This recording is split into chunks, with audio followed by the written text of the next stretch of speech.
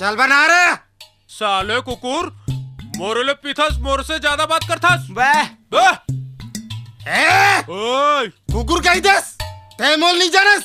मैं यहाँ के दादा हूँ दादा। ते दादा रहे या ज्यादा रहे फालतू बात मत करबा। वाह साले कुकुर हो।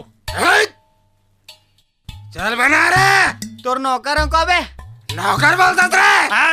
हट हट साले मोड़ पर चिल्लाथस। अरे मोला चिल्लाथस। चित्रगुप्त बोलो यमराज, एक गुंडा मवाली लोग जो लड़ रहे हैं। ये लोग इसलिए लड़ रहे हैं, ये लोग दारू पी हुई है। दारू पी के लड़ रहे हैं। चलो मैं इनका नशा उतारता हूँ। तुरंत हम यम कौन है बे? बहुत बड़े दम है। यमराजस पिया बे पी बे।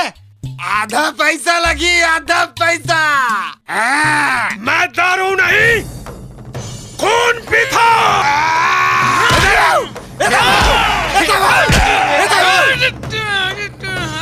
हम यम है। बहुत बड़े कलेजा में दम है। चलो चित्रगुप्त चलो महाराज।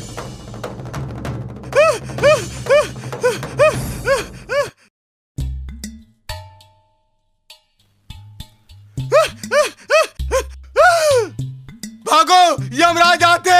साले कैसे अकड़ के चला थे? यमराज बने के भूत ला उतार दे हूँ। हम यम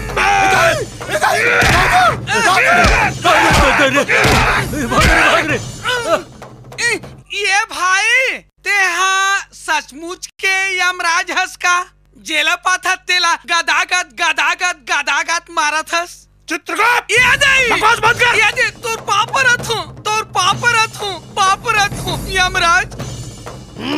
चलो चल तोर पाछू हम यम है। तभे तो बहुत बड़े दम है।